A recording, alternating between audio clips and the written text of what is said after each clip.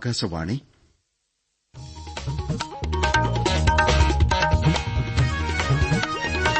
നമസ്കാരം.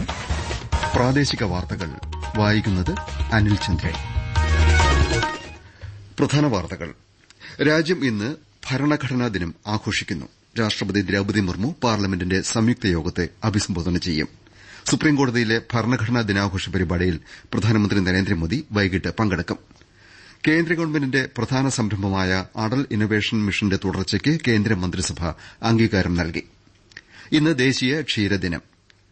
ലോകത്തിന് മാതൃകയാകുന്ന പുനരധിവാസ പ്രക്രിയയായിരിക്കും വയനാട്ടിലെ ചൂരൽമലയിലും മുണ്ടക്കയിലും നടപ്പാക്കുകയെന്ന് മുഖ്യമന്ത്രി പിണറായി വിജയൻ. തൃശൂർ നാട്ടികയിൽ തടിലോറി പാഞ്ഞുകയറി റോഡരികിൽ ഉറങ്ങിക്കിടക്കുകയായിരുന്ന നാടോടി സംഘത്തിലെ 5 പേർ മരിച്ചു. വാർത്തകൾ വിശദമായി. രാജ്യം ഇന്ന് ഭരണഘടനാ ദിനം ആഘോഷിക്കുന്നു. 1949 നവംബർ 26-നാണ് ഭരണഘടനാ അസംബ്ലി ഇന്ത്യയുടെ ഭരണഘടന അംഗീകരിച്ചത്. ഇതിന്റെ 75ാം വാർഷികാഘോഷത്തിന്റെ ഭാഗമായി ഒരു വർഷം നീളുന്ന അനുസ്മരണ പരിപാടികൾ ഗവൺമെന്റ് സംഘടിപ്പിച്ചിട്ടുണ്ട്.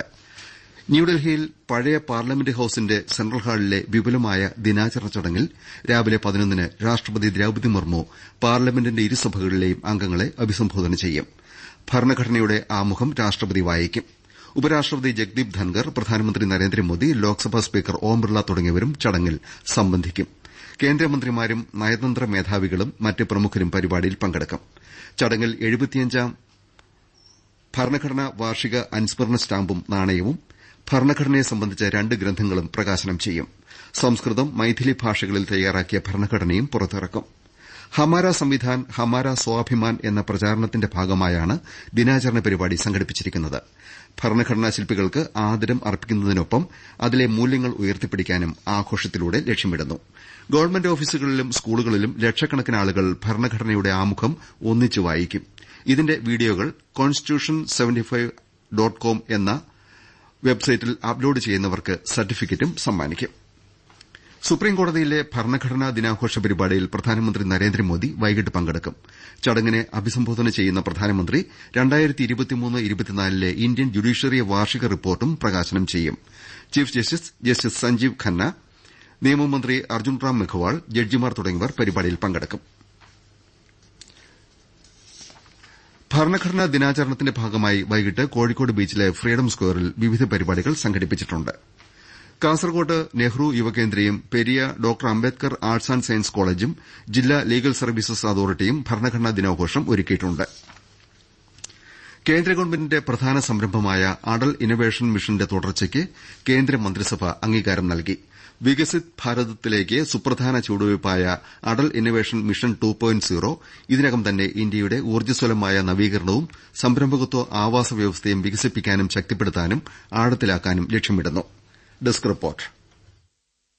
നിക്ഷേപം വർദ്ധിപ്പിച്ചും ഉൽപാദനത്തിന്റെ ഗുണനിലവാരം മെച്ചപ്പെടുത്തിയും ഇന്ത്യയുടെ നവീകരണവും സംരംഭകത്വ ആവാസ വ്യവസ്ഥയും ശക്തിപ്പെടുത്തുന്നതിനാണ് അടൽ ഇന്നൊവേഷൻ മിഷൻ 2.0 രൂപകൽപ്പന ചെയ്തിരിക്കുന്നതെന്ന് കേന്ദ്ര മന്ത്രിസഭാ യോഗത്തിന് ശേഷം വാർത്താവിതരണ പ്രക്ഷേപണ മന്ത്രി അശ്വനി വൈഷ്ണവ് പറഞ്ഞു. ആദായ നികുതി വകുപ്പിന്റെ പാൻ 2.0 പദ്ധതിക്ക് സാമ്പത്തിക കാര്യ മന്ത്രിസഭാ സമിതി അനുമതി നൽകി. ഇതിന് ശക്തമായ സൈബർ സുരക്ഷാ സംവിധാനങ്ങൾ ഉണ്ടാകുമെന്ന് അശ്വനി വൈഷ്ണവ് പറഞ്ഞു. റെയിൽവേ മന്ത്രാലയത്തിന്റെ 7,927 കോടി രൂപയുടെ 3 പദ്ധതികൾക്കും സാമ്പത്തിക കാര്യ സമിതി അംഗീകാരം നൽകി. അരുണാചൽ പ്രദേശിലെ ഷിയോമി ജില്ലയിൽ ഹിയോ ഹൈഡ്രോ ഇലക്ട്രിക് പദ്ധതിക്ക് 1,939 കോടി രൂപയുടെ നിക്ഷേപത്തിനും സാമ്പത്തിക കാര്യ സമിതി അംഗീകാരം നൽകി. ഇന്ന് ദേശീയ ക്ഷീരദിനം. ന്യൂഡൽഹിയിൽ പ്രത്യേക ക്ഷീരദിനാഘോഷ പരിപാടികൾ ഒരുക്കിയിട്ടുണ്ട്. പാലുൽപാദനത്തിൽ ഇന്ത്യയെ സ്വയം പര്യാപ്തതയിലേക്ക് കൈപിടിച്ചുയർത്തിയ ധവള വിപ്ലവത്തിന് നേതൃത്വം നൽകിയ വർഗീസ് കുര്യന്റെ ജന്മദിനമാണ് രാജ്യം ക്ഷീരദിനമായി ആചരിക്കുന്നത്. അദ്ദേഹത്തിന്റെ 103ാം ജന്മദിനമാണ് ഇന്ന്.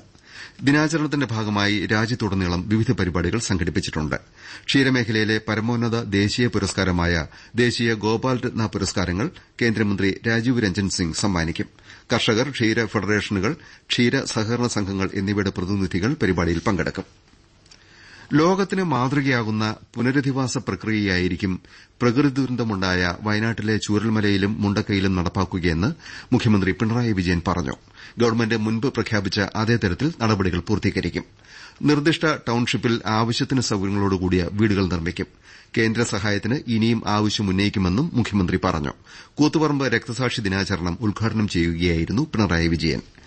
മുനമ്പം വിഷയം യോജിപ്പോടെയും നിയമാനുസൃതമായും പരിഹരിക്കാനാണ് ഗവൺമെന്റിന്റെ ശ്രമം. ജനങ്ങൾക്ക് ബുദ്ധിമുട്ടാകാത്ത തരത്തിൽ പ്രശ്നപരിഹാരമുണ്ടാക്കും. ചേലക്കരയിലെ വിജയം കൂടുതൽ ഉത്തരവാദിത്തമാണ് ഗവൺമെന്റിനെ ഏൽപ്പിച്ചിരിക്കുന്നതെന്നും പല മേഖലകളും സംസ്ഥാനത്ത് കൂടുതൽ വികസിക്കേണ്ടതുണ്ടെന്നും മുഖ്യമന്ത്രി പറഞ്ഞു. തൃശൂർ നാട്ടികയിൽ തടിലോറി പാഞ്ഞുകയറി റോഡരികിൽ ഉറങ്ങിക്കിടക്കുകയായിരുന്ന 5 പേർ മരിച്ചു. നാടോടി സംഘത്തിൽ ഉൾപ്പെട്ട 2 കുട്ടികളും 3 മുതിർന്നവരുമാണ് മരിച്ചത്. കാളിയപ്പൻ, ജീവൻ, നാഗമ്മ, ബംഗാഴി എന്നിവരെ തിരിച്ചറിഞ്ഞിട്ടുണ്ട്. 7 പേർക്ക് പരിക്കേറ്റു. ഇവരെ തൃശൂർ മെഡിക്കൽ കോളേജ് ആശുപത്രിയിലേക്ക് മാറ്റി. കണ്ണൂരിൽ നിന്ന് വന്ന തടിലോറിയാണ് പുലർച്ചെ 4:30 അപകടമുണ്ടാക്കിയത്.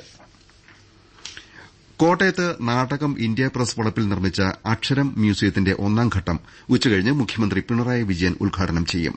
ചടങ്ങിൽ ലെറ്റർ ടൂറിസം സർക്യൂട്ട് പദ്ധതിയും അദ്ദേഹം പ്രഖ്യാപിക്കും. ന്യൂസ് ഡെസ്കിൽ നിന്ന് വിശദാംശങ്ങൾ.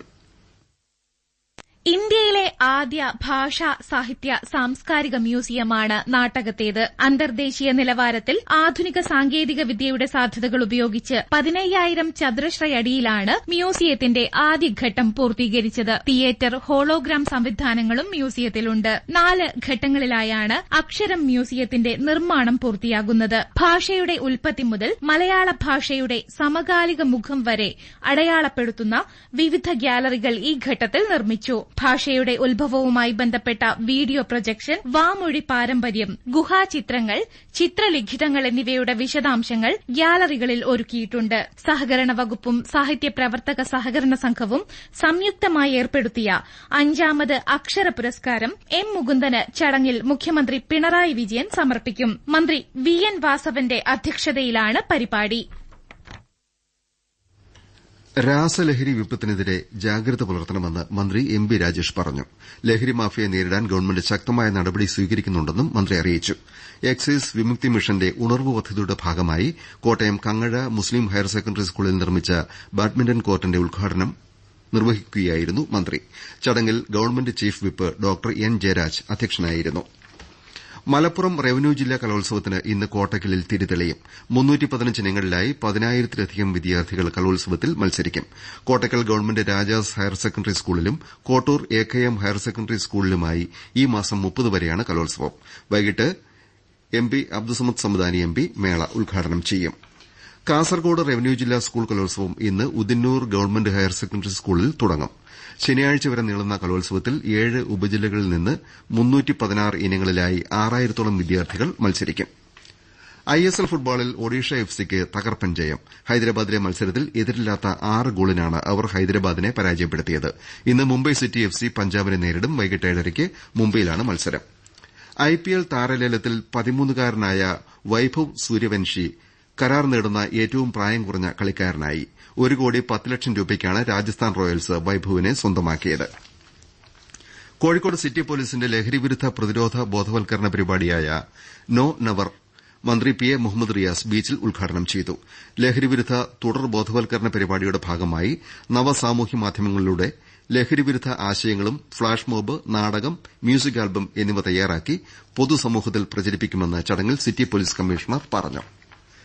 സംസ്ഥാന ചലച്ചിത്ര അക്കാദമിയുടെ 29ാമത് കേരള രാജ്യാന്തര ചലച്ചിത്രമേളയോടനുബന്ധിച്ച് ടൂറിംഗ് ടാക്കീസ് വിളംബര ജാഥ നാളെ കാസർകോട് കയ്യൂരിൽ നിന്ന് ആരംഭിക്കും.